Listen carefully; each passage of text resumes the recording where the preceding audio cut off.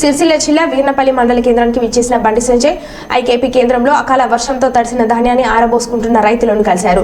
వడ్ల కల్లాలను పరిశీలించారు. రైతులు ఇబ్బందులను అడిగి తెలుసుకున్నారు. ఈ సందర్భంగా పలువురు రైతులు వడ్ల కొనుగోలు విషయంలో తాము అనేక ఇబ్బందులు పడుతున్నామని ఎకరావు పెట్టారు.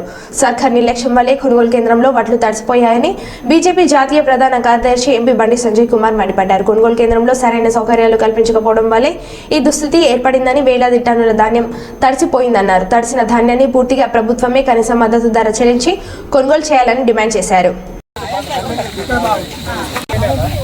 రాష్ట్ర ప్రభుత్వం అధికారులకు ఆదేశాలు జారీ చేస్తాం. 10,000 రూపాయలు ఇస్తామన్నారు. మేము పోయేస్తామన్నారు. 10,000 రూపాయలు ఇస్తామన్నారు. ఇంత మీరు కూడా రూపాయి రైతులు కేసీఆర్ కూడా ఏమనలే కదా, కేసీఆర్ హామీలు ఇచ్చి విస్మరిస్తున్నారు ఏమనలే కదా, ఇప్పుడు కూడా ఏమన్నారు అని చెప్పి కేసీఆర్ దగ్గర ట్రైనింగ్ తీసుకున్నారు. మీరు ఏ విధంగా మోసం చేయాలి, మోసపూరిత మాటలు ఏ విధంగా చెప్పాలి, ఏ విధంగా నమ్మించి మోసం చేయాలి, మళ్ళీ ఈ హామీ తప్పించుకోవడానికి ఇంకో హామీ ఏ విధంగా వేయాలని చెప్పి ఆలోచించిన తర్వాతనే ఆగస్టు 15 నుంచి 2 లక్షలు రుణమాఫీ చేస్తారట. ఇది ఆగస్టు 15 ముహూర్తమా? మీకు భగవద్గీత, బైబుల్, ఖురాన్ మీద నమ్మకం లేదా? ఆ పేరు చెప్పి అలా మోసం చేసి ఓట్లు వేసుకుంటే మోసం చేస్తుంది.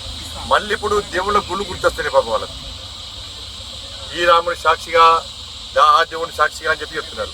మరి ఎన్నికల ముందు ఈ బైబుల్, ఖురాన్, భగవద్గీత ఏడమైంది? ఇప్పుడు ఆగస్టు 15 ఏం డేట్ అది? ఇలా జూన్ 4వ తారీఖు నాడు ఎన్నికల కౌంటింగ్ అయిపోతుంది. ఎన్నికల కోడ్ సవరిస్తారు. మరి జూన్ 15 నుంచే 2 లక్షల రుణమాఫీని ఎందుకు అమలు చేయలేకపోతున్నారు? మీకు వచ్చిన ఇబ్బంది ఏంది?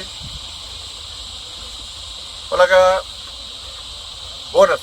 బోనస్ కోసము బోనస్ ఇస్తే ఈ తెలంగాణ రాష్ట్రంలో రైతులకు మీరు ఇచ్చిన హామీ ప్రకారం బోనస్ ఇస్తే దాదాపు 5,000 కోట్ల రూపాయలు ఖర్చు వస్తుంది. 5,000 కోట్ల రూపాయలు దగ్గర లేవా? ప్రభుత్వం దగ్గర లేవా 5,000 కోట్ల రూపాయలు? ఇవాళ ఈ తరుగుతాలు తేమబడితోని మీకు అదనంగా ఖర్చు ఎంత వస్తాడో దాదాపు 700 కోట్ల రూపాయలు వస్తుంది. 700 కోట్ల రూపాయలు లేవా మీకు? 5,700 కోట్ల రూపాయలు మీరు ఖర్చు పెట్టకుండా, రైతులు ఆదుకునే ప్రయత్నం చేయకుండా, భగవద్గీత, ఖురాన్, బైబుల్ అని చెప్పుకొని మోసం చేసి వీటికే పైసలు ఇవ్వన్నా అంటున్నప్పుడు మీరు ఆగస్టు 15 నుంచి రుణమాఫీ 2 లక్షల రుణమాఫీ చేస్తే 30,000 కోట్ల రూపాయలు ఖర్చు వస్తుంది. మరి ఏం చేస్తారు 30,000 కోట్ల రూపాయలు? 5,700 కోట్ల రూపాయలు ఖర్చు పెట్టడానికి మీకు ఉన్న ఇబ్బంది ఏంది? 30,000 కోట్ల రూపాయలు రుణమాఫీకి ఎక్కడి నుంచి తీసుకొస్తారు? ఏ దేశం నుంచి పట్టుకొస్తారు? అంత ఏంటంటే ఈ జూన్ 4 తర్వాత స్థానిక సంస్థల ఎన్నికలు, సర్పంచ్, జెడ్పీటీసీ, ఎంపీటీసీ ఎన్నికలు పడతారు. మళ్ళీ దాన్ని ఓట్లు తెచ్చుకోవాలి. రైతులు తిరగబడుతున్నారు, రైతులు వ్యతిరేకిస్తున్నారు. కాబట్టి ఆ ఎన్నికల్లో మనకి గెలవాలంటే రుణమాఫీ పేరు చెప్తాను గెలుస్తారు.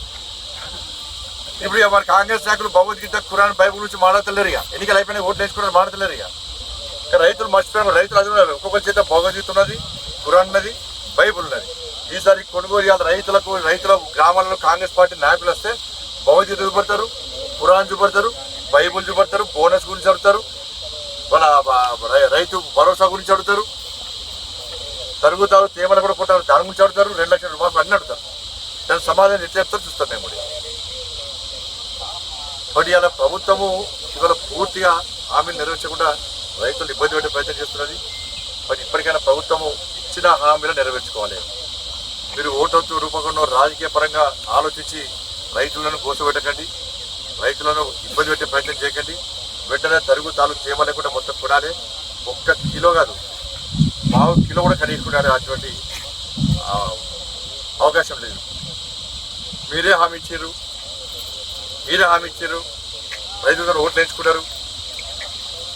కాబట్టి నిన్న వర్షాల వల్ల తడిసిన ధాన్యాన్ని ఎలాంటి కటింగ్స్ లేకుండా వెంటనే ప్రభుత్వం బేషరతుగా పండించిన పంటను ప్రతి గింజలు కొనాల్సిందే, రైతులు ఆదుకోవాల్సిందే. మరి ఇప్పుడు తడిసిందని చెప్పి ఇక్కడి పోతారు. పోయినాక లాస్ట్కి ఏమైంది?